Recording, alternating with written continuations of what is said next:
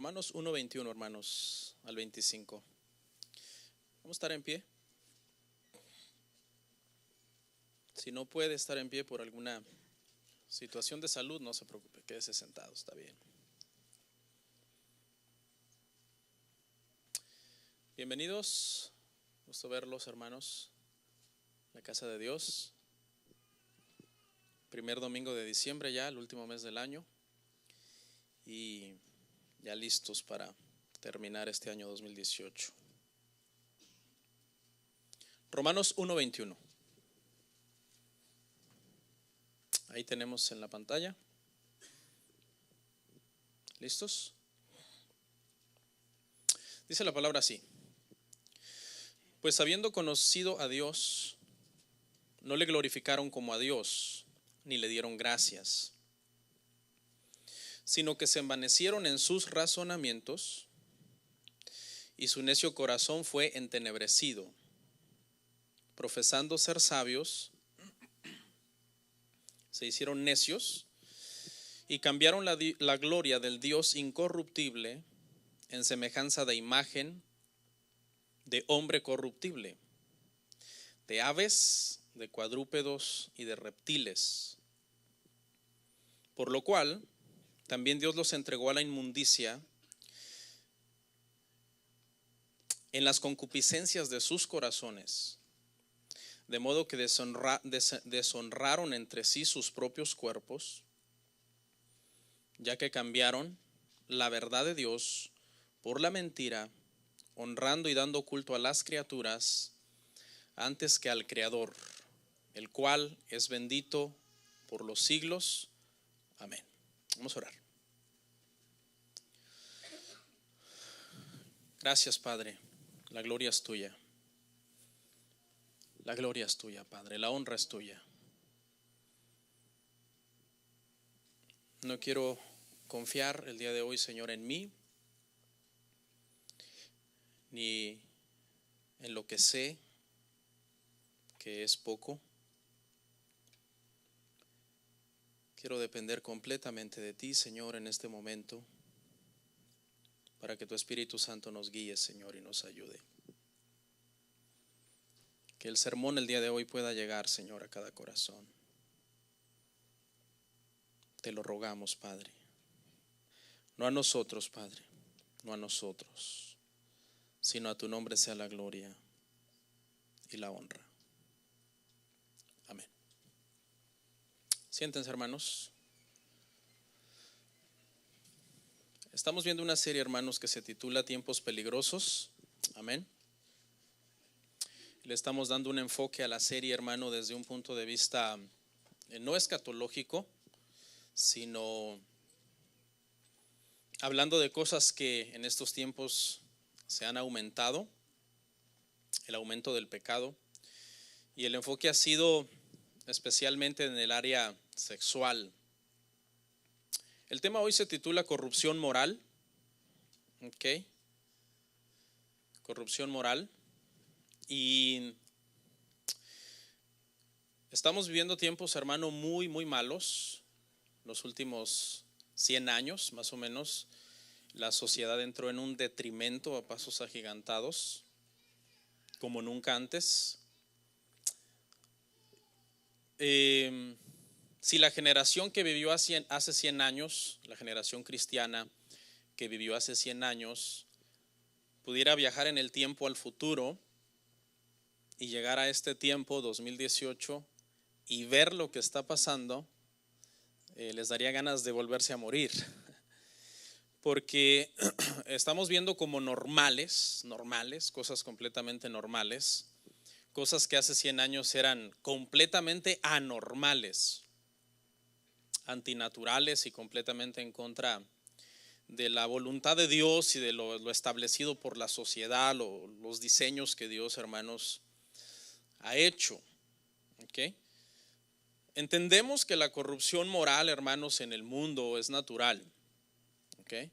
Lo que no entendemos es cuando la corrupción moral se infiltra dentro de la iglesia y se permite todo tipo de cosa. ¿Okay? Vamos a ver Lucas 14, 34 al 39.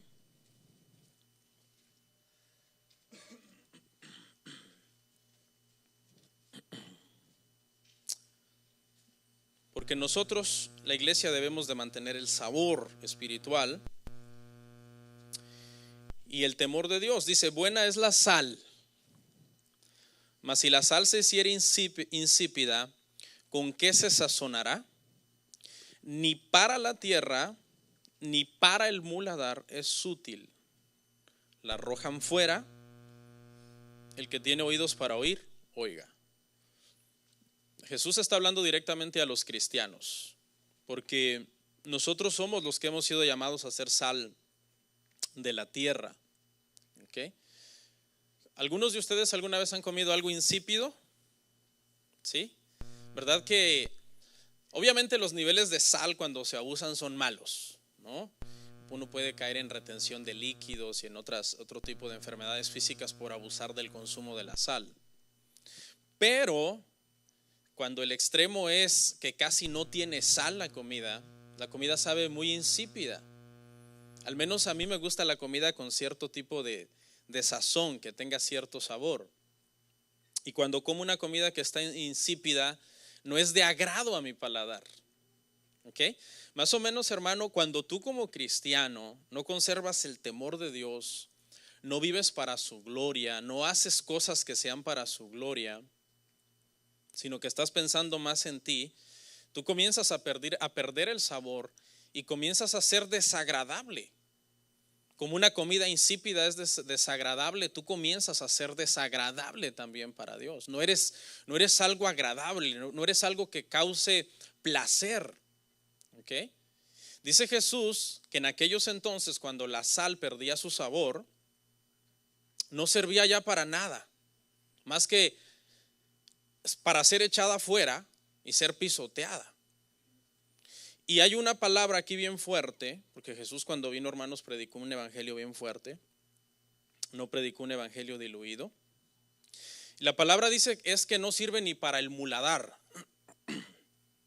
Y en el contexto, hermanos, es porque en aquel entonces, para poder producir algunos fertilizantes, la sal se mezclaba con algunos excrementos de algunos animales.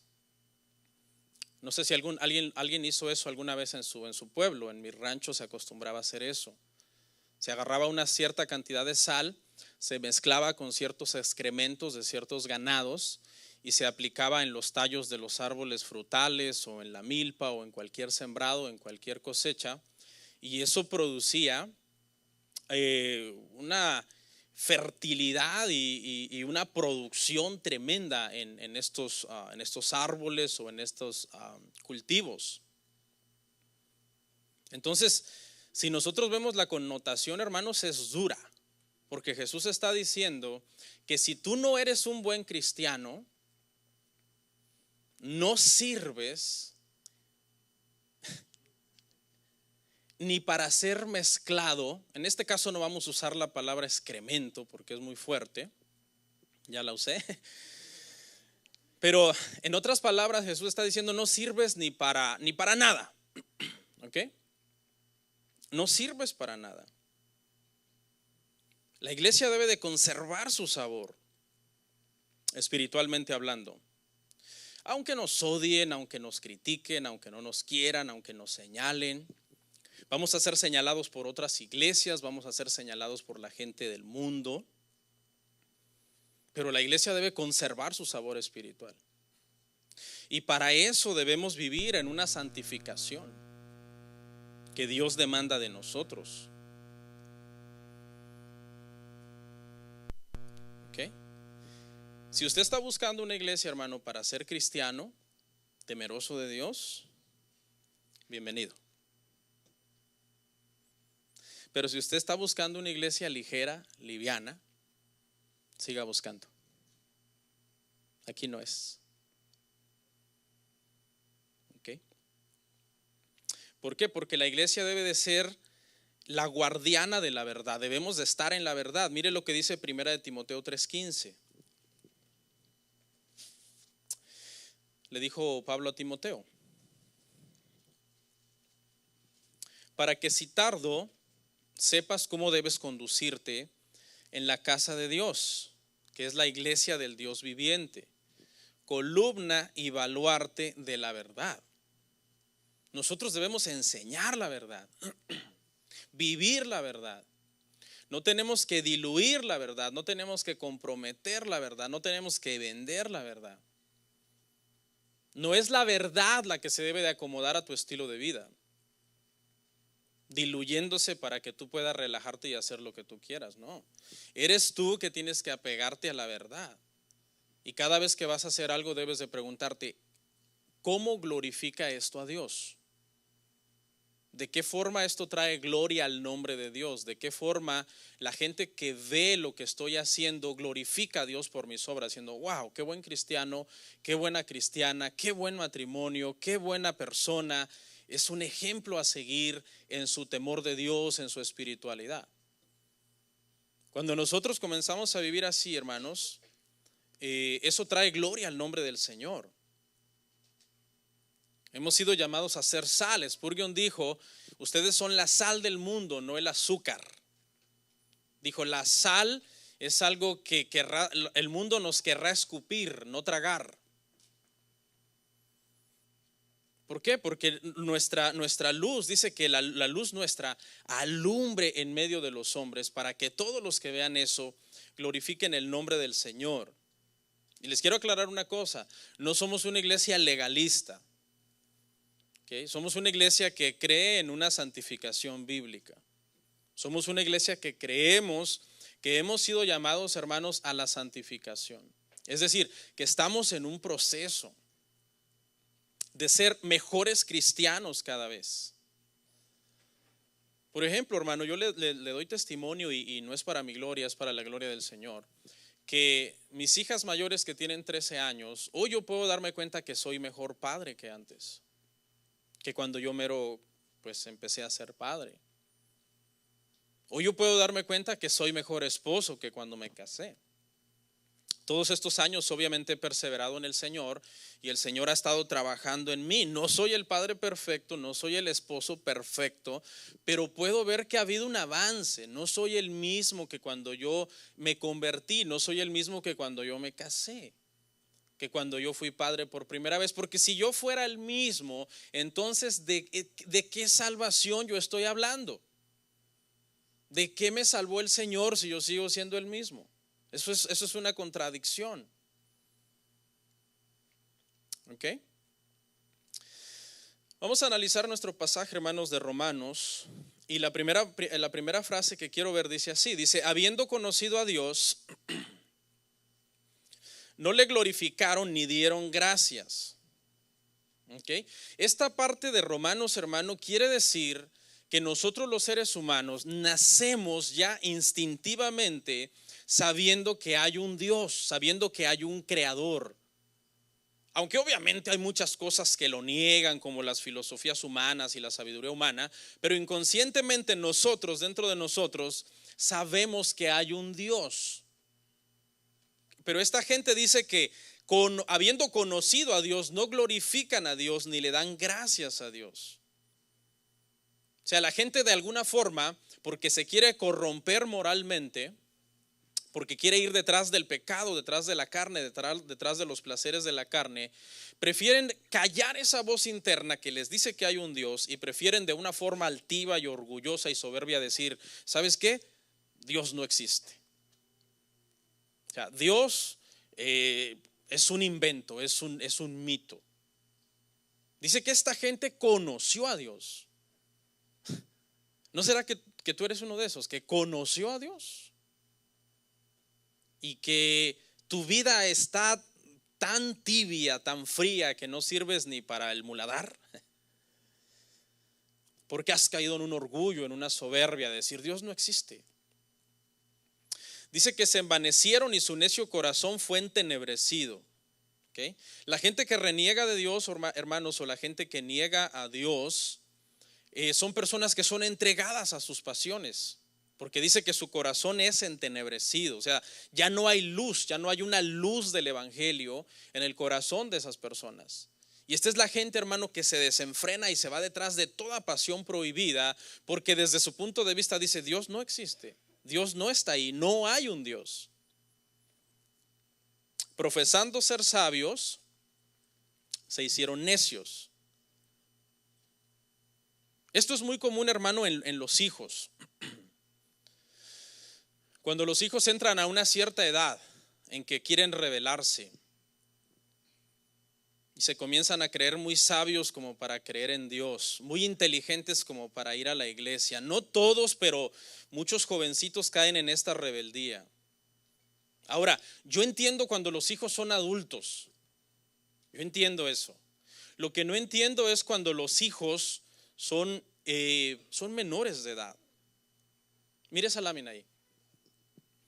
Ya no me hablen de la iglesia. Una niña como de 12, 13 años. Yo tengo una pregunta, hermanos. Una niña de 12, 13 años, un niño de 12, 13 años. ¿En qué momento un padre o una madre cristiana que se supone que son temerosos de Dios pierden el control de esos puertos, hermano? O sea, yo tengo esa pregunta: ¿en qué momento esos niños de 12, 13 años, 14, 15, que todavía no son mayores de edad, digo, entiendo en los que son mayores de edad y ya son independientes y se mantienen y todo, pero mi pregunta es: ¿en qué momento un padre cristiano temeroso de Dios, que se supone que vive en santificación, que es una autoridad en su casa, pierde el control de un niño así, de una niñita de esas?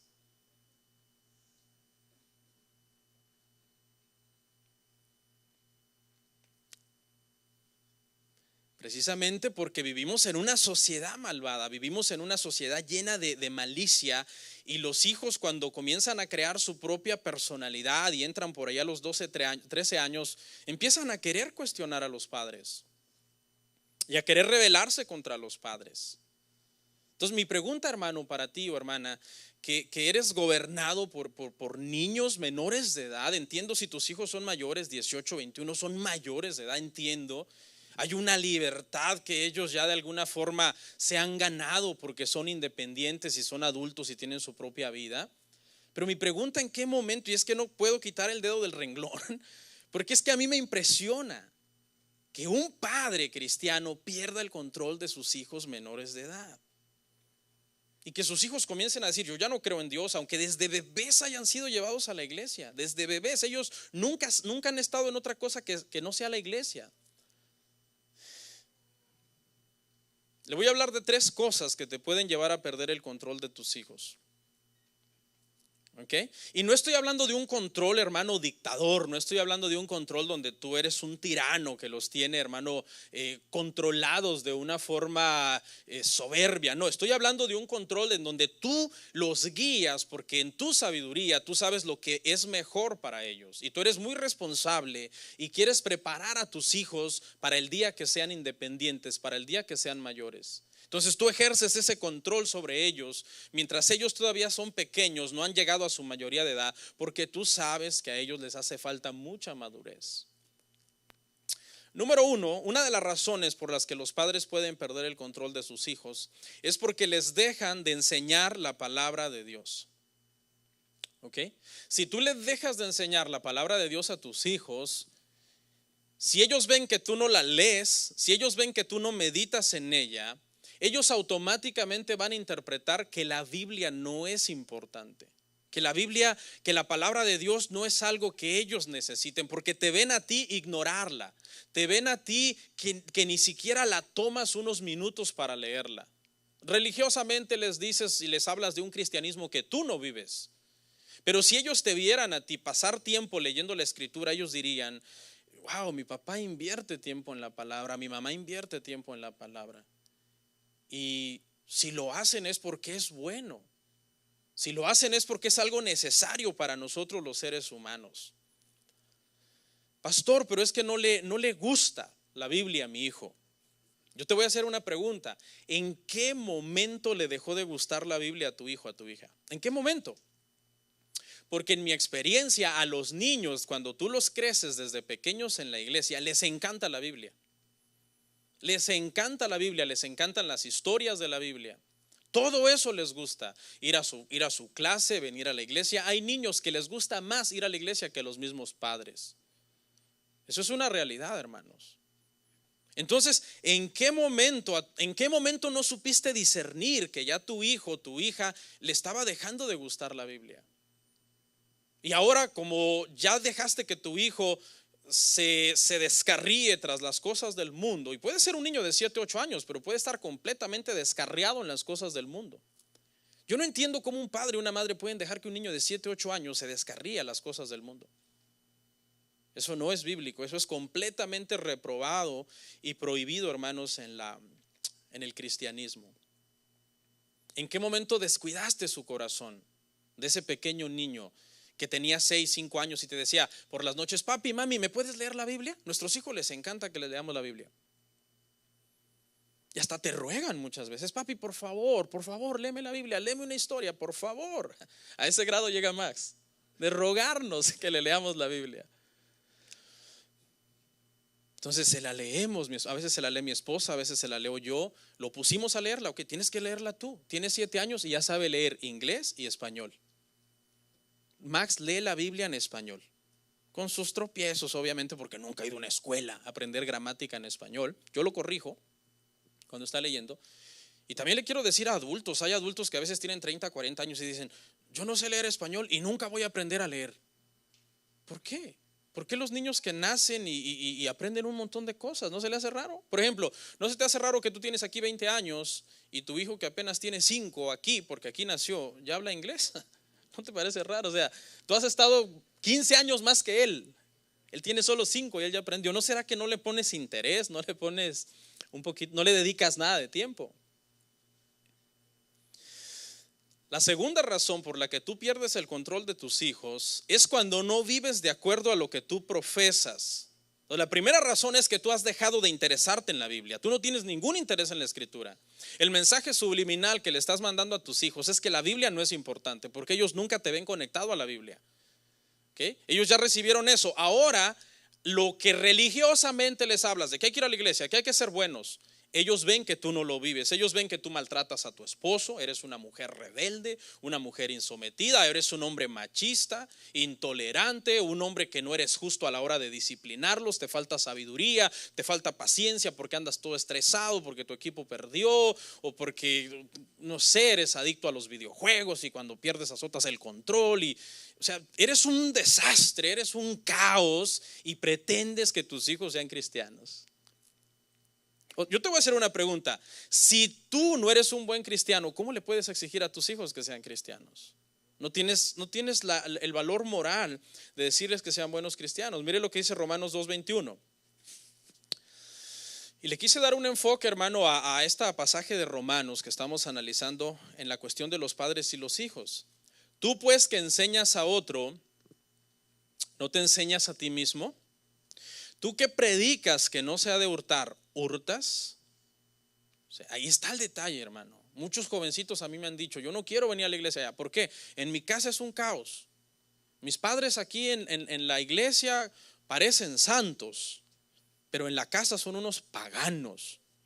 Hay padres que fuman de escondidas, hay madres que pasan viendo novelas todos los días, en el chisme, en el teléfono todo el día, perdiendo el tiempo en cosas completamente inútiles que no te llevan a ningún lado. Para colmo, el matrimonio es un caos, los pleitos están a la orden del día. Matrimonios que tienen 20, 25 años casados siguen peleándose por las mismas tonterías que se pelearon el primer año de casados. No hay madurez, no hay humildad, no hay temor, no hay nada. Pero tú le quieres decir a tus hijos que sean buenos cristianos. ¿Qué te van a decir tus hijos? Te van a regañar, te van a corregir. ¿Qué hablas, papá? Cállate. Cállate, viejo. ¿Qué? Y te van a mirar a los ojos y tú no vas a poder ni mirarlos a los ojos porque, chamaco, te digo que me obedezcas. Cállate, papá. Y que con la mirada así penetrante a tus ojos: ¿tú qué? ¿Y tú qué, papá? Mira cómo le hablas a mi mamá. O mira lo que haces. Mira, tu vida es un desorden. ¿Tú cuándo lees la Biblia? ¿Tú cuándo buscas de Dios? Dice un dicho, hermanos, que algunas veces los hijos son el reflejo de los padres. No es una ley, pero este dicho tiene bastante sabiduría, porque nosotros le transmitimos a nuestros hijos. Si a ti no te gusta trabajar, lo más probable es que tengas un hijo perezoso. Si a ti no te gusta estudiar, progresar, salir adelante, lo más seguro es que tengas un hijo así también. Un hijo que lo único que piensa es en perder el tiempo en cosas inútiles. Si en tu familia no hay orden, lo más seguro es que tus hijos también sean un desorden. La tercera razón, mira hermanos, de por qué se pierde el control, dijimos que es porque no les enseñas la palabra, no vives lo que profesas. Y la tercera es que no los disciplinas ni los amonestas. Vamos a ir a Efesios 6:4.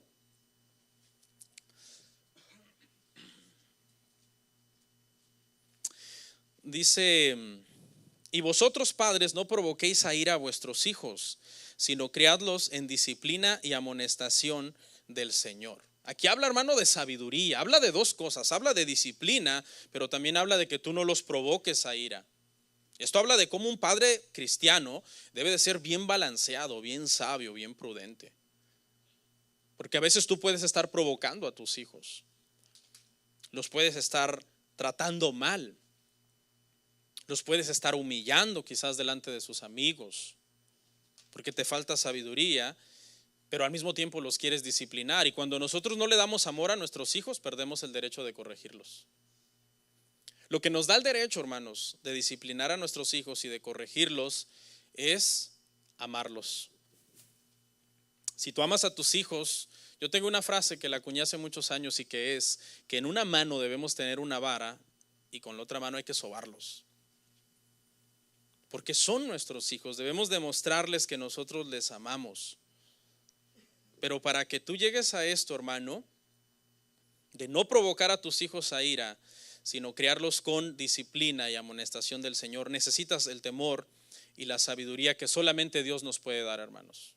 No hay una escuela para padres, nadie nace sabiendo ser buen padre. Eso es algo que nosotros lo aprendemos con el paso del tiempo. Pero necesitamos, hermanos, ser hombres y mujeres temerosos de Dios para que Dios nos ayude. Volvemos a Romanos, nuestro texto base. Y dice: cambiaron al Creador por las criaturas y por la creación. ¿Okay? Seguimos en el contexto hablando de gente que nace sabiendo que hay un Dios, pero que prefiere negar a un Dios porque no quiere una responsabilidad de tener a un juez. Porque es que si tenemos un creador, entonces tenemos un juez que nos va a pedir cuentas. Entonces, ¿qué hace la gente, hermano? La gente se volca a adorar lo creado y deja de adorar al creador. Nos volcamos a adorar lo creado. Hay muchas cosas que Dios ha creado y que son hermosas y que son buenas para nosotros. La comida es bien rica, pero se puede volver un ídolo en tu vida. La recreación es algo hermoso que Dios permite con nuestra familia, recrearnos, pero se puede volver un ídolo también. Hay gente que ya no piensa en otra cosa más que en recreación. Parques, museos, lagos y todo eso ya ni leen la Biblia ni buscan de Dios. El matrimonio es algo hermoso también, pero se puede volver una situación que tú estás adorando en lugar de darle la adoración al Señor. Nosotros, hermano, como seres humanos fuimos creados para adorar. Todos los seres humanos, aún los incrédulos. Cuando hablamos del grupo de adoración y nos referimos a los hermanos que cantan acá, es un decir. Ellos no son los únicos adoradores en la iglesia. El ser humano, hermanos, todos los seres humanos, todos los que descendemos de Adán y Eva, que somos todos, fuimos creados para adorar. ¿Ok? Ese es un diseño que Dios, así Dios nos diseñó, así Dios nos hizo. Obviamente la perfecta voluntad de Dios es que lo adoremos a Él, que le demos la gloria a Él. Cuando nosotros no le damos la gloria a Dios ni le damos las gracias a Dios, como esta gente que se envaneció en sus razonamientos, nosotros comenzamos a adorar alguna otra cosa. ¿Por qué? Porque esa es una necesidad ya intrínseca en nosotros. Entonces, por eso es que mucha gente se siente vacía, se siente deprimida, se siente que con ansiedad, se siente sola, se siente desesperada, porque no están dándole la adoración a Dios. Buscan adorar otras cosas, buscan adorar, dice, a las criaturas antes que al Creador, a lo creado. Y mucha gente quiere llenar ese vacío, no sé, vistiéndose bien. Yo estando a la moda, quizás eso va a llenar mi vida. Y la mujer puede pasar horas y horas buscando ropa en tiendas, ya sea en el mall o en tiendas cibernéticas, horas y horas, y comprando cosas o comprando maquillaje o comprando cosas para el pelo o cosas para lo que sea. Y al final del día, cuando cierre el teléfono y lo apague, se va a sentir peor que antes. Porque le voy a decir algo, hermano, las cosas creadas tienen una característica. Las cosas creadas tienen la característica de que te pueden divertir o llenar temporalmente tu corazón, pero cuando vuelves a tu realidad de que Dios te creó para que lo adores a Él, te vacían. El mundo te vacía. Cuando tú te deleitas en las cosas del mundo, el mundo te va chupando, te va absorbiendo, te va quitando la vida que hay en ti. ¿Ok? Y cuando tú buscas que Dios llene tu vida, entonces te comienzas a sentir realizado, te comienzas a sentir seguro, tranquilo en el Señor. Y venga lo que venga, tú estás tranquilo en el Señor. Yo te quiero preguntar, ¿qué estás adorando? Porque tú fuiste creado para adorar, tú fuiste creada para adorar. ¿Qué estás adorando? Alguna cosa quizás estás adorando. Esa cosa que es tu devoción. A los niños, hermano, hay que ponerles atención para ver qué están adorando nuestros hijos. Ellos fueron creados como adoradores también.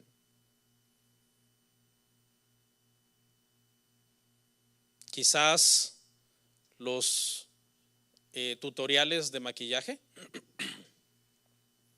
Por ahí me enteré que hay niñitas, hermano, que pasan horas viendo tutoriales de maquillaje. Horas y horas y horas. Y supuestamente son cristianas. Me refiero a niñitas menores de edad, niñitas de 13, 14 años. Ya hoy todas las jovencitas de 13, 14 años se la dan de grandes maquillistas. Y yo sé que esto va a tocar sensibilidades, porque hay algunos que tienen a sus hijas así.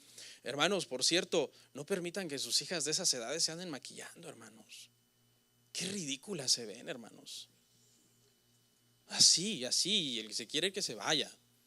Qué ridículas. O sea, ¿qué te dice tu niña de 13, 14 años? Papá, cómprame más pinturas.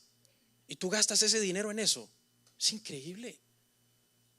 Entiendo que nuestras hijas van a crecer y van a madurar y todo, pero, o sea, ahora tu hombre no solamente no te alcanza ni para la renta, sino que ahora tienes que estar invirtiendo en pinturas para tu niña de 13, 14 años, de 12 años.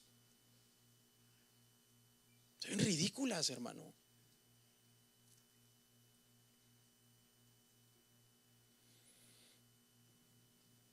O quizás los videojuegos, quizás nuestros hijos están adorando los videojuegos. Yo permito a mis hijos que jueguen videojuegos, pero yo les digo, es de tal tiempo a tal tiempo y se acabó. Y cuando digo me lo das, es me lo das.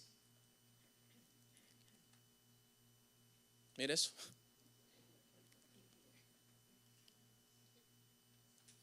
Los niños se han vuelto, hermano, adictos a la tecnología, adictos, hermano, al teléfono, adictos a todas esas cosas. ¿Son malas? No. Pero quizás tú les estás comprando esos ídolos a tus hijos. Tú les financias sus ídolos. O sea, tú, el cristiano, que debes de tener cuidado que el corazón de tus hijos se enfoque a adorar a Dios, les has comprado ídolos y se los das. Tengan, acá está. Esto va a llenar tu corazón, esto va a llenar tu vida.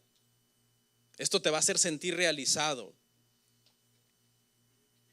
Yo a veces algunas personas me dicen, pastor, fíjese que estamos pasando un momento difícil, una crisis económica, y miro a todos sus hijos, todos con teléfono nuevo. Digo, pero ¿cómo? O sea, le estamos pagando el vicio a nuestros hijos. Ay, cuidadito y se los cortas. Papá, ¿ya pagaste mi teléfono? Ay, sí, mijito, sí, mijita, paciencia, que no me han pagado. Alguien dijo que nosotros somos la generación, ahorita nosotros, los adultos, somos la generación que le teníamos miedo a nuestros padres y que ahora le tenemos miedo a nuestros hijos. Entonces ya cuando quieres hablar con tus hijos, ya ellos mandan prácticamente la conversación.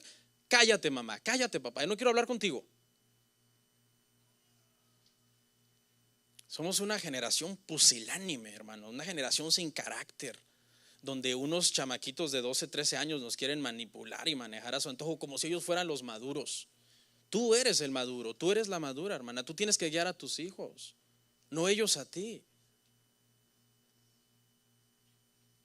Esa niñita, hermano, diciéndole eso a su mamá, una niñita que no sabe ni lavar un traste ni hacer nada, pero todo. Mamá, mi maquillaje, mi teléfono, mi pintura, mi tinte, mi ropa, mi esto, mi lo otro. Y la mamá, ay, mi hijita, ya no sé qué hacer contigo. No me pegues.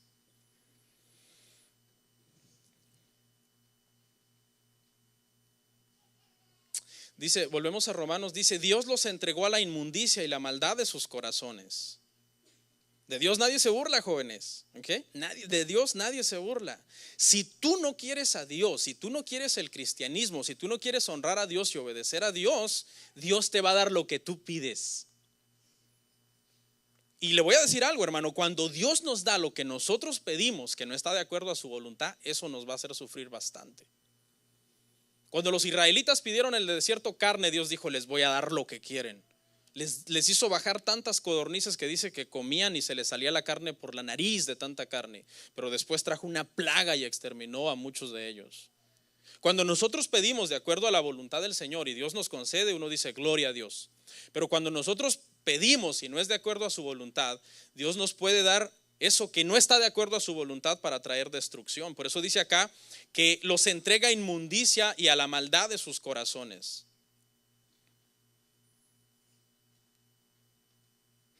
Cuando nosotros como padres, hermano, mientras nuestros hijos estén pequeños, y le estoy dando un enfoque mucho desde este punto de vista, porque cuando pase a la segunda parte del sermón usted va a entender por qué. Porque nosotros, hermanos, somos la generación, los que somos cristianos, temerosos de Dios, somos la generación que debemos de pasar la estafeta del cristianismo a la generación que viene detrás de nosotros. Esa es nuestra responsabilidad.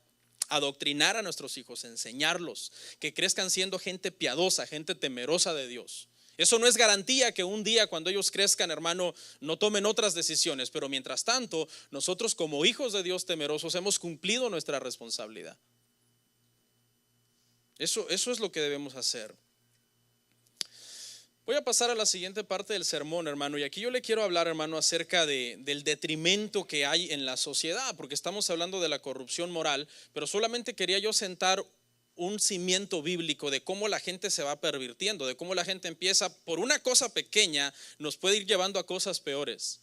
La gente empieza por decir, no, pues no demos gloria a Dios ni gracias a Dios. Entonces la gente viene aquí indiferente, orgullosa, altiva, Dios no existe, ya ni me siento bien acá. Una actitud, hermano, de altivez, por ahí empieza. Luego comienzan, hermano, a maquinar en su mente el pecado. No, pues mejor me voy con mis amigos allá a los bailes, a las drogas, al alcohol, al homosexualismo, al lesbianismo, a pervertirme. Y cuando dicen eso, dice que Dios se lo concede. Ten, ¿esto quieres? Ten. Los entrega, dice, a un corazón entenebrecido. ¿Quieres probar? Va. Y Dios los entrega. Y va a un detrimento de mal en peor. De mal en peor. Y en el cristianismo no debe suceder así, hermanos. En el mundo está bien, pero en la iglesia no debe suceder así. Nuestros hijos crecen y un día siendo adultos quieren tomar sus decisiones, está bien. Pero mientras son pequeños, hermano, quien manda en casa eres tú, hombre. Y quien manda en casa eres tú, mujer. Y mujer, sobre todo, explícale a tus hijos que sobre ti manda tu marido. Porque las mujeres feministas que quieren gobernar y mangonear a sus maridos producen familias disfuncionales y matrimonios disfuncionales. Esas mujeres que quieren a fuerza tener la última palabra y dirigir a los maridos están en contra de la voluntad de Dios y son unas rebeldes. Mire, le voy a hablar un poco acerca del detrimento de la sociedad, hermano. De acuerdo a los expertos, los que analizan la corrupción moral en el mundo, dicen que hay un patrón, hermano, de cómo la corrupción trabaja, la corrupción moral. Hay un patrón y ese patrón es que la corrupción primero comienza en Europa, ¿ok? Primero en Europa se destapan las cosas, ¿no? A empezar a hacer cosas que pues como es una civilización más antigua, ¿verdad? Hablando en cuestión de América, porque obviamente Asia y África son continentes un poco más antiguos que Europa, pero Europa es muy moderno, es un continente muy liberal. Entonces la corrupción comienza en Europa, de Europa la adopta Estados Unidos, va adoptando las modas de Europa y luego, como Estados Unidos es el país más cool del mundo, todas esas modas el libertinaje lo adopta Latinoamérica. Entonces hay un patrón, nacen las cosas en Europa, Estados Unidos las copia y luego Latinoamérica completa las copia. ¿Okay? Esto no era así sino hasta hace pocos años, hermano. Estamos hablando menos de un siglo. Antes de 100 años, Estados Unidos era un país bastante conservador, que se oponía a muchas cosas, a muchas corrientes que venían de Europa. Es más, hermano, no vamos muy lejos, pero hace algunos años atrás, el Papa no era bienvenido en Estados Unidos, ni venía a Estados Unidos. Porque Estados Unidos siempre se consideró un país cristiano. El Papa no era bienvenido acá, no tenía nada que venir. ¿Sí? Fue ya en los últimos años que lo comenzaron a honrar y comenzaron a hacerle reverencia y todo, pero los presidentes antes de Estados Unidos no había ningún respeto por ese tipo, hermano, de creencia. Era un país muy cristiano. Con esto no estoy atacando el catolicismo, solamente quiero ilustrar un punto de cómo este país era muy protestante, sus raíces eran bastante protestantes. Se oponía, había una resistencia, hermano, a la corrupción moral. La corrupción moral chocaba de cierta forma con Estados Unidos. Estados Unidos tenía conceptos cristianos muy establecidos. Pero fue a raíz, hermano, del año 1960 que la corrupción se comenzó a dejar venir ya a pasos más agigantados en este país. Ahora le voy a explicar por qué fue que esto sucedió, cómo es que hemos llegado a lo que estamos viviendo el día de hoy. En el año 1960, hermano, terminó una era cristiana en Estados Unidos. Usted lo puede investigar. Se le llamó el despertar de los 50, así se le llamó a ese movimiento cristiano. Después de la Segunda Guerra Mundial, Estados Unidos entró en un despertar cristiano, hermano. Las iglesias, hermanos, se llenaban en aquella época, hermano. La gente tenía que hacer fila para entrar a las iglesias. Ok, ponme una lámina, mi amor, que es la Rebeca. Y Estados Unidos, hermano, estaba viviendo en los 50 una época de avivamiento. La gente tenía que madrugar si quería encontrar, hermanos, un lugar disponible en la iglesia. ¿Okay? Era muy radical, el cristianismo era muy radical acá en Estados Unidos, hermano, en aquel entonces. En aquel entonces, hermano, los domingos, el mall, las tiendas, los deportes, todo eso no se hacía en un domingo. Investíguelo. Los malls estaban cerrados, los campos deportivos, todo eso estaba cerrado, la mayoría de negocios estaba cerrado. Se dejaba el domingo para que todo el mundo fuera a la iglesia. Hoy Chick-fil-A lo sigue haciendo, ¿no? Una cadena de comida rápida muy radicales en su cristianismo. Me encanta lo radicales que son. Están en contra de la agenda homosexual y se pronuncian públicamente en contra de eso. Y no permiten que nadie trabaje de sus trabajadores ese día, para que nadie tenga pretexto de decir no fui a la iglesia porque había trabajo. En aquel entonces, hermanos, se cuenta que la gente se hacía miembros de una iglesia a perpetuidad. Había algunos que llegaban al extremo de traer su propia silla al culto, o de pagar por una silla.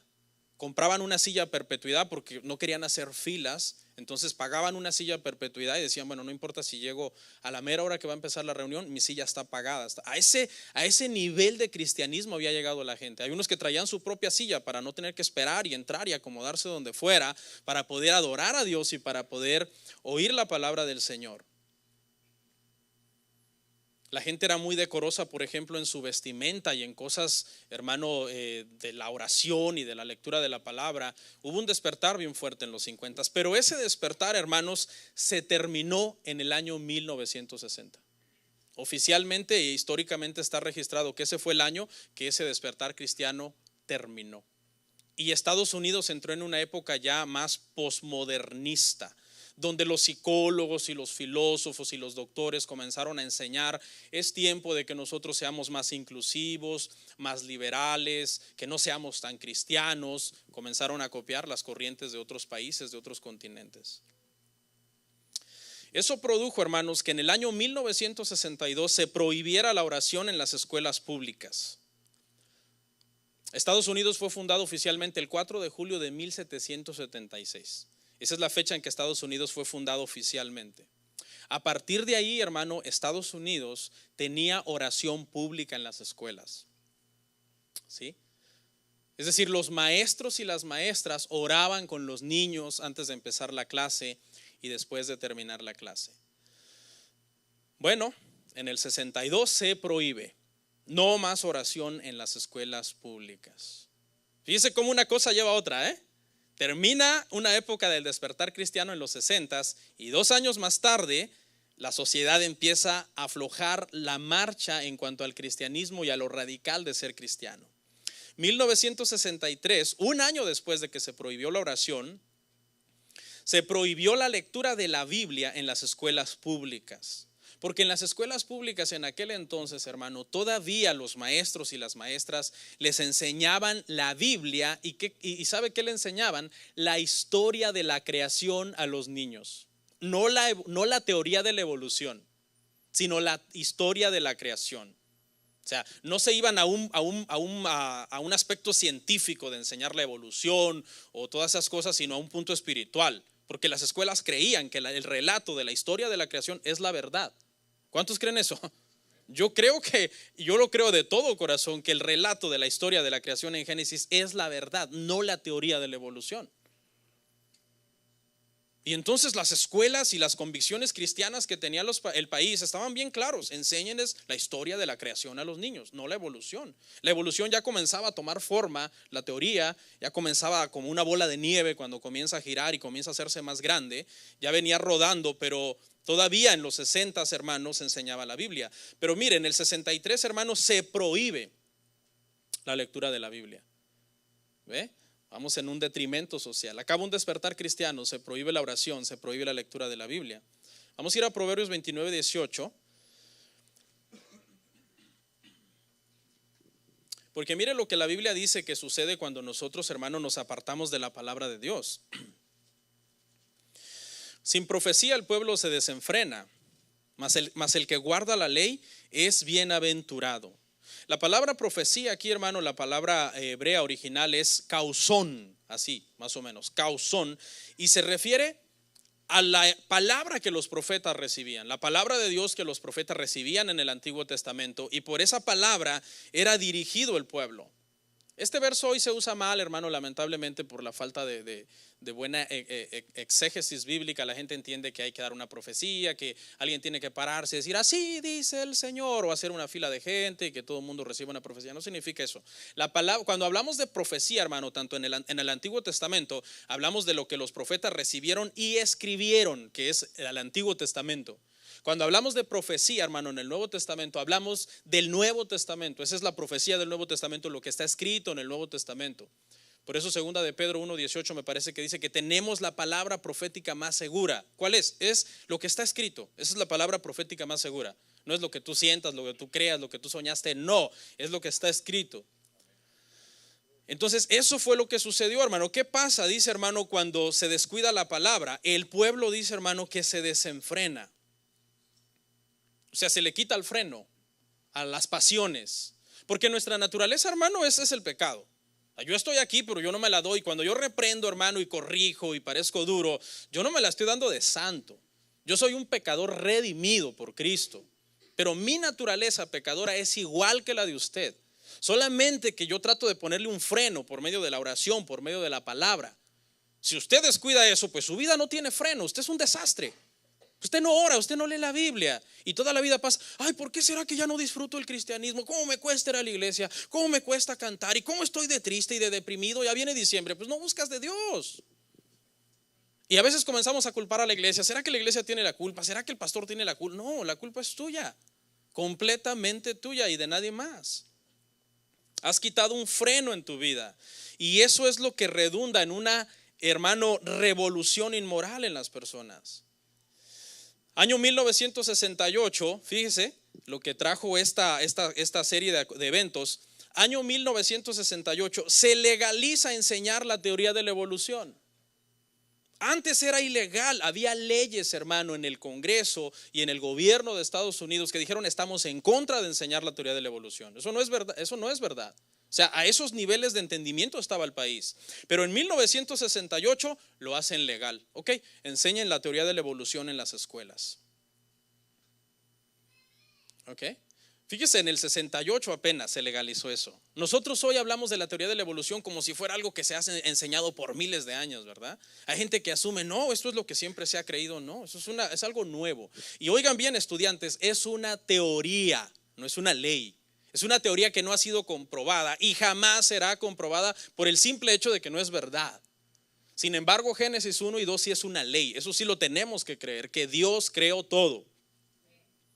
¿Oyeron, estudiantes? Porque mucha gente cuando comienza a topar acá y entran en una revolución inmoral, los jovencitos, y se van a la secundaria, se van a la universidad y estudian, se hacen ateos. Muchos hijos de cristianos se hacen ateos. Porque dice, no, es que es demasiado tonto estar creyendo en una creación que Dios hizo. No, es que la Biblia así lo enseña, hermano. Hay gente que dice, ¿y no será que Dios usó el Big Bang para crear todo? Pues la Biblia lo dijera. En lugar de que Dios dijera ahí en Génesis 1:1, y en el principio creó Dios los cielos y la tierra, diría Génesis 1:1, en el principio Dios hizo una gran explosión y creó todo.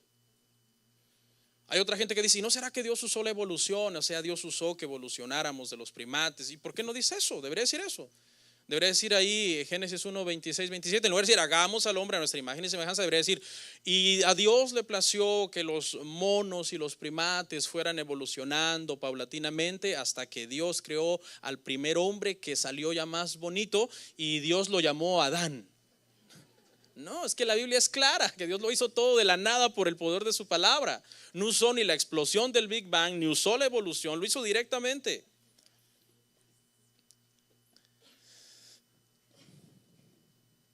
El hombre, hermanos, se volvió científicamente más inteligente, pero moralmente más corrompido. ¿Sí? ¿Por qué? Porque se legalizó la enseñanza de la evolución. Pastor, ¿y por qué el énfasis en esto? Es que esta enseñanza es muy peligrosa. Número uno, elimina al creador. Elimina al creador. En las escuelas se le enseñaba a la gente, hay un creador, hay que leer su palabra, hay que orarle, hay que pedirle, hay que hablar con él. Ahora la teoría de la evolución dice, no, no hay un creador. Todos somos causa de la evolución de una serie de eventos que casualmente dio origen a nosotros. Le quita el propósito al hombre. La teoría de la evolución te dice que tú eres una obra de la casualidad, que no vienes de ningún lado, no vas a ningún lado, eres una masa de células a la deriva sin propósito alguno, y eso es lo que empezó a traer el libertinaje. La gente comenzó a pensar, bueno, no hay un Dios. Si no hay un Dios, no hay un creador. Si no hay un creador, no hay un juez. Por lo tanto, no voy a dar cuentas a nadie y puedo hacer con mi vida lo que yo quiera. Pero es solo una teoría. Año 1972, hermanos, fíjense cómo vamos avanzando y las cosas se van poniendo peores. Se legalizan los anticonceptivos. ¿Ok? La época de 1972, la época, hermano, de los 70, se comenzó a promover campañas de sexo de forma indiscriminada, ¿no? Es cuando surgen los hippies en los 70. ¿Alguien ha visto una de esas películas de los hippies? Yo cuando era adolescente veía las películas de los hippies, pero mexicanos, no hippies americanos. Estaba César Costa y Alejandra, no, ¿cómo se llama el papá de Alejandra Guzmán? Enrique Guzmán y todo, que era la época del amor y paz y todo. Esta gente, hermano, comenzó a promover eso. Se comenzó a promover una promiscuidad sexual. La promiscuidad es tratar de tener la mayor cantidad de parejas sexuales en tu vida. O sea, no importa con quién tenga relaciones, ¿ok? De una forma indiscriminada. ¿Por qué? Porque dijeron, bueno, ya se legalizaron los preservativos, los anticonceptivos, ahora vamos a dar rienda suelta a nuestras pasiones, pero como los seres humanos estamos llenos, hermano, de pasiones, había momentos en que se les olvidaba usar los preservativos, usar los anticonceptivos. Comenzó muchísimas mujeres a salir embarazadas, muchísimos hombres comenzaron a enfermarse con enfermedades de transmisión sexual. Y entonces, como una cosa lleva a otra, en el año 1973, para arreglar este problema, se legaliza el aborto a petición. ¿Okay? Se legaliza el aborto. ¿Por qué? Ahora hay que tapar el hoyo que ya se provocó en el año 1972 de legalizar los anticonceptivos. Ahora un montón de mujeres embarazadas, y ahora estas mujeres, como fue una noche de locura, una noche de pasión, de inmoralidad, donde los padres perdieron el control de sus hijos y los hijos comenzaron a hacer lo que se les pegaba la gana y comenzaron a resultar un montón de muchachas embarazadas. Ay, pero es que yo no quería el bebé, o sea, este no era mi propósito era deleitarme en mi cuerpo porque tengo derecho sobre mi cuerpo, pero yo no quiero este bebé, así que como es mi cuerpo, entonces yo decido lo que yo quiero hacer, y yo no quiero tener este bebé. Se legalizó el aborto. Empezamos que todo estaba bien, pero mire hasta dónde está llegando, hermanos, la sociedad. ¿Cómo llegamos acá, a este punto de corrupción, hermanos, inmoral, poco a poco? Mire, hermano, los seres humanos somos bien tremendos. Los seres humanos tenemos una peculiaridad.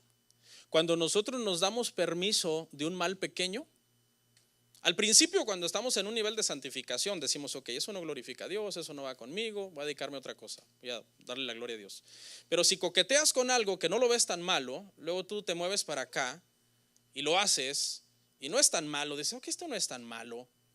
Te acomodas, tu conciencia se cauteriza y ya acomodado en este nivel vas al siguiente nivel, una cosa un poquito más mala.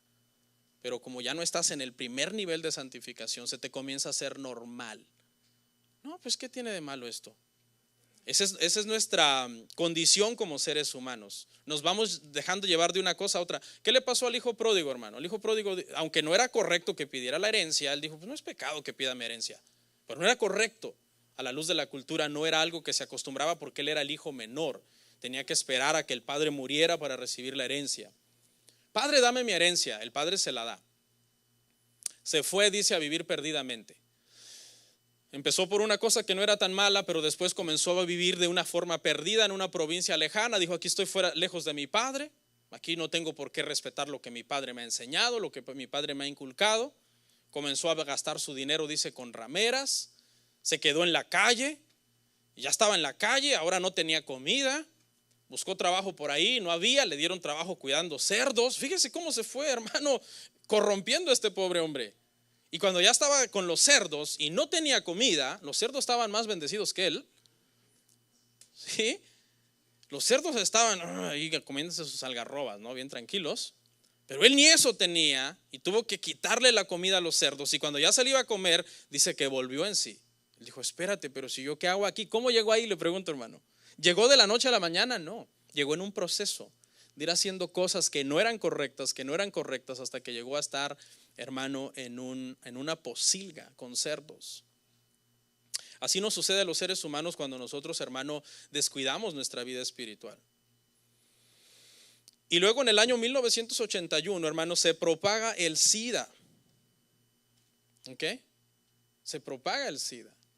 Fue una explosión en el 81, en la década de los 80, hermano, del tema del SIDA en la comunidad homosexual. De hecho, al principio, hermano, cuando el SIDA surge, los médicos están seguros que es una enfermedad de la comunidad homosexual.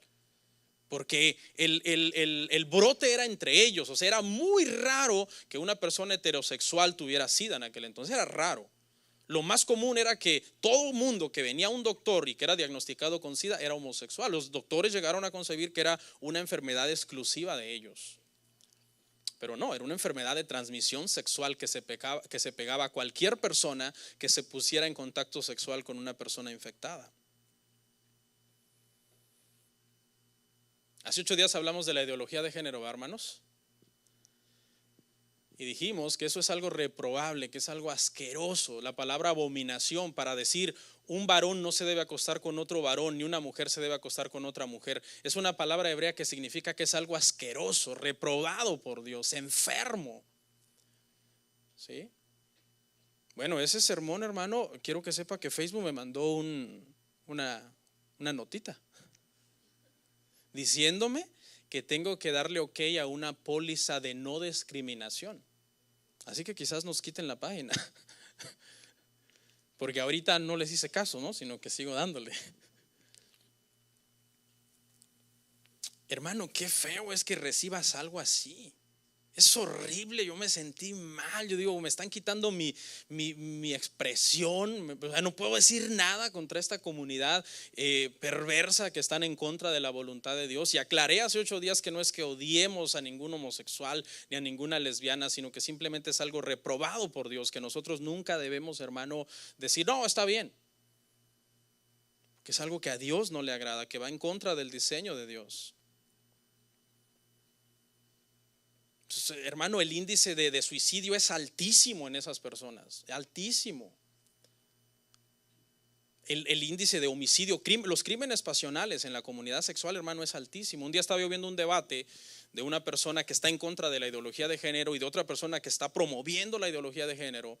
Y el que estaba promoviendo la ideología de género dijo, ¿tú sabías que aquí en Perú en tal año mataron a 8 personas homosexuales por personas como tú que tienen speeches de odio? Y él le dijo, no, espérame, déjame corregirte. De las 8 personas homosexuales que mataron en el país el año que tú estás mencionando, 7 los mató su misma pareja homosexual en un crimen pasional. Y el otro fue un padre que mató a un homosexual porque encontró violando a su hijo. El índice de suicidio, porque obviamente estas personas, en lugar de ponerse a cuentas con Dios y de cambiar, prefieren desbalagarse a la maldad, perdón, y hacer lo que ellos quieren con su vida. Y el índice de suicidio es altísimo. Y muchos transexuales han dicho, no, el día que yo me haga, perdón, excuse me, muchos transexuales han dicho, el día que yo me haga la reasignación de sexo, yo voy a ser feliz. Y no. Muchos, cuando después que se hacen la reasignación de sexo, yo puse un video en la página de la iglesia, no sé si alguien lo vio, búsquelo, que se llama Give Me My Sex Back, creo. Es el testimonio de transexuales que una vez que ya se hicieron la reasignación de sexo, se quieren matar. Están arrepentidos, no se sienten felices, pensaron que eso los iba a hacer sentir bien y nunca los ayudó. Y según datos, hermano, es la comunidad más promiscua que hay. Oiga, en YouTube hay un testimonio, hermano, de un ex homosexual que se llama Carlos Catari. Él dice, hermano, en su testimonio que él era tan promiscuo que en pocos años estuvo con más de 600 hombres. En pocos años, porque es un hombre joven. Es un hombre bastante joven. Porque estamos viviendo una revolución sexual donde todo mundo quiere tener sexo con todo mundo y eso está prohibido en la Biblia. Mire lo que pasó en el año 2013 para continuar con el detrimento social, ya vamos cerrando. En el 81 se propaga el SIDA, como estábamos hablando, una enfermedad de transmisión sexual. Y en el 2013 en Estados Unidos se aprueba el matrimonio homosexual en todo el país.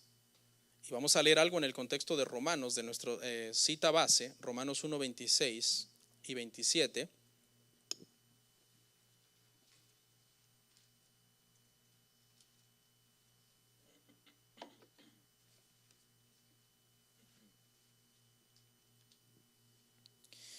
Por esto Dios los entregó a pasiones vergonzosas, pues aún sus mujeres cambiaron el uso natural por el que es contra naturaleza.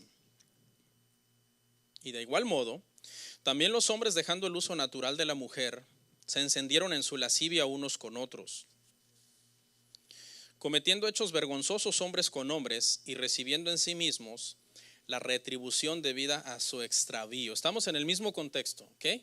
De los primeros versos, que no, los que conocieron a Dios no glorificaron a Dios, no le dieron gracias a Dios, teniendo un corazón entenebrecido, Dios los entrega a pasiones vergonzosas. Y ahora vemos aquí ya a una comunidad, a esa misma gente volcada tras el homosexualismo y el lesbianismo. Pero me llamó la atención algo, hermano, que estos eran hombres heterosexuales y mujeres heterosexuales. Es decir, eran mujeres que les gustaban las mujeres y eran hombres que les gustaban los hombres. Perdón. Eran mujeres que les gustaban los hombres, perdón, corrijo, heterosexuales, y hombres que les gustaban las mujeres. Y mire lo que pasa.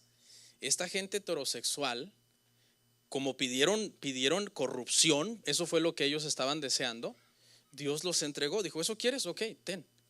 Y hombres heterosexuales comenzaron a volverse homosexuales. Y mujeres heterosexuales comenzaron a volverse lesbianas. Son fuertes estos versículos. O sea, entonces podemos llegar a la conclusión, hermano, que hay dos tipos, por decirlo así, de homosexuales. Los que no quieren venir a Cristo para que Cristo los sane. Escuche. Y los que se alejan de Cristo, diciendo yo no necesito a Cristo. Personas que siendo heterosexuales, dice que mujeres dejan el uso natural de los hombres y los hombres dejan el uso natural de las mujeres. Y fueron entregados a una mente reprobada. Padres, cuidemos a nuestros hijos. Por eso es bien importante lo que estábamos hablando. Hablarles la palabra, modelarles la palabra, vivir lo que nosotros creemos, corregirlos, amonestarlos, disciplinarlos. Tú ves una actitud en tu hija, una actitud en tu hijo. Jamás dobles el brazo, decir, no, mijita, mijito, pues fíjate que Dios así te hizo, afeminado. O a ti, mijita, así Dios te hizo toda ahí que quieres ser hombre. No, usted con la palabra, no, hijo, eso no es la voluntad de Dios. La palabra dice, mira, vamos a Génesis, y con amor le enseñas y lo corriges. Tú eres un varón, Dios te hizo hombre, y tú eres una mujer, Dios te hizo mujer. Eso es lo que nosotros debemos hacer con todos nuestros hijos, no empezar a ahorrar para hormonarlos y operarlos, como se está promoviendo la ideología de género. La ideología de género está promoviendo eso, que no hay que esperar a que lleguen a la mayoría de edad, sino que desde niños hay que sentirlos incluidos y pagarles sus operaciones. La ideología de género, hermano, está luchando, escuche, para que esas operaciones y todas esas hormonas salgan del bolsillo de la comunidad. O sea, va a haber clínicas que cuando alguien quiera cambiarse de sexo, la persona no tiene que pagar absolutamente nada, sino que va a ser pagado con los impuestos de todo el país. Bueno, terminemos. Esta es mi conclusión, hermanos, a la que he llegado. Vimos, hermano, la corrupción de Estados Unidos, como todos los años vino ya sucediendo algo a raíz de que un despertar cristiano terminó en el país. Ya vino, hermano, se dejó la oración, se dejó la palabra, se comenzó, hermano, a enseñar más ciencia. Y para concluir, quiero darles un consejo, hermanos, que esto que pasó a Estados Unidos no te pase a ti, porque le pasó a todo un país, pero también te puede pasar a ti de una forma individual.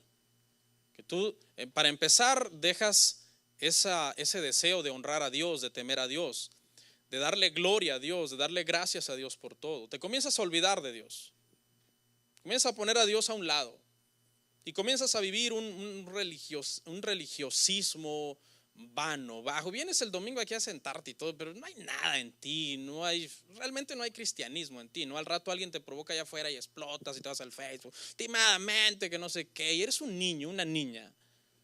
O sea, es una pérdida de tiempo. Yo siempre he dicho que alguien que profesa un cristianismo falso es una pérdida de tiempo. Gastando gasolina, levantando temprano para ir a la iglesia, y no tiene ningún caso. Pero mira, hay cosas que si tú no te cuidas te pueden llevar a lo siguiente: adulterio, te pueden llevar a la fornicación, te pueden llevar a la pornografía, y son cosas que te pueden llevar hasta un divorcio, que es algo que está muy fuerte ahorita. Puedes acabar en vicios, puedes acabar en drogas, puedes acabar en alcoholismo. Estoy hablando de gente, hermano, que realmente fingen un cristianismo, no estoy hablando de hijos de Dios. Los hijos de Dios anhelamos, hermano, la santificación y agradar al Señor. ¿Okay? Te pueden llevar al homosexualismo, te pueden llevar al transexualismo, te pueden llevar al aborto, porque así es como trabaja el pecado. ¿Usted sabe qué hace un médico cuando a una persona se le descubre un poquito de cáncer? Los médicos se alarman. Cuando yo le digo, porque estuvimos ahí, mi esposa fue diagnosticada con cáncer, y voy a dar esta ilustración con todo respeto para las personas que lo oigan y que tengan cáncer, ¿no? Con todo respeto. Quiero dar una ilustración, y es que cuando un médico, hermano, le descubre cáncer a una persona, el médico, hermano, se empieza a mover como usted no tiene una idea para cortar ese pedazo que tiene cáncer. Rapidito, o sea, ni siquiera te andan preguntando, ¿puedes venir tal día? No, que usted tiene que venir tal día. La vamos a operar, le vamos a quitar ese pedazo de carne porque tiene cáncer, ese pedazo. Vamos a quitarlo antes de ¿qué? De que se riegue a otras partes del cuerpo. El pecado con el pecado, nosotros los cristianos deberíamos de actuar como si fuera un cáncer que nos descubrimos. Inmediatamente cuando tú te descubras coqueteando en tu mente, ay, la hermana tal, está bien bonita, su marido no la cuida, o aquella mujer que me mandó un friend request en Facebook, o aquella exnovia de mi país que está bien bonita comparada con mi mujer, guau, es una modelo, o la mujer que va al gimnasio, ¿no? Y ve a los que están haciendo pesas ahí, comienza a maquinar, uy, qué hombre tan guapo, qué hombre tan apuesto, qué hombre tan fitness, mi esposo, wow, mi esposo, pues, y comienzas. Y podría poner otros ejemplos, aquel que está batallando, que de repente le gusta robar, ¿no? Y va a la tienda y empieza a decir, ¿y si me llevo esto? ¿Y si me robo aquello? Hay muchas formas de robar, ¿no? Hay gente que hasta le roba a Dios y no, ¿será que doy en la iglesia? ¿Será que no doy? O sea, ese es un cáncer. Todo lo que va en contra de la voluntad de Dios es un cáncer, y cuando tú lo descubres, ¿qué debes hacer, hermano? Antes que se riegue, extirparlo. Extirparlo, porque la Biblia dice, ay de los que en sus camas maquinan el pecado. O sea, tú comienzas a complacerte con la idea de pecar, con la idea de de hacer algo que Dios prohíbe. Mucha gente, ¿por qué se divorcia? Mucha gente se divorcia porque descuida su matrimonio. Comienzan a sentir que ya lo tienen seguro, los hombres descuidan a la mujer, la tratan como la chacha, no le dan cariño, no le hacen nada. Las mujeres se acomodan a ver novelas, a perder el tiempo en cosas inútiles y se descuida el matrimonio, el amor se enfría. Después dicen, oye, pues divorciémonos, ¿no? ¿Para qué estamos juntos? Pero hubo un problema, hubo un momento en que un cáncer brotó en ese matrimonio y no se extirpó, se dejó que creciera, que se regara. El pecado también es como una cucaracha. Si una cucaracha se mete a tu casa y no la matas, se multiplica como la plaga que es. Por eso no sé si usted cuando ve una cucaracha, mira una cucaracha, pasa adelante. No, uno la corretea por todos lados y levanta uno el sillón y hasta que uno la aplasta, porque tú sabes que esos animales se reproducen de una forma, hermano, exagerada. Esa debe de ser nuestra actitud también con el pecado, hermano. Cuando tú ya descubres que te está moviendo las cosas del mundo, te están moviendo el corazón y que tú dices, ay, me acuerdo cuando fumaba antes de ser cristiano y ay, qué rico huele el cigarro. Esa es una cucaracha que se te está pegando. O comienzas o estás en el internet solo, nadie te está viendo y dices, yo me acuerdo que antes de ser cristiano miraba pornografía. ¿Qué tan malo será? La salvación no se pierde, ¿verdad? Y te comienzas a meter ahí a buscar cosas. Es una cucaracha que se te está pegando. El pecado es algo tremendo, hermano, que es poco a poco. Mire lo que pasó en Estados Unidos, fue una situación paulatina, lenta, la conciencia se va cauterizando y tú comienzas a ver como normal algo que no es normal. Pero eso sí, el pecado te pasará la factura carísima.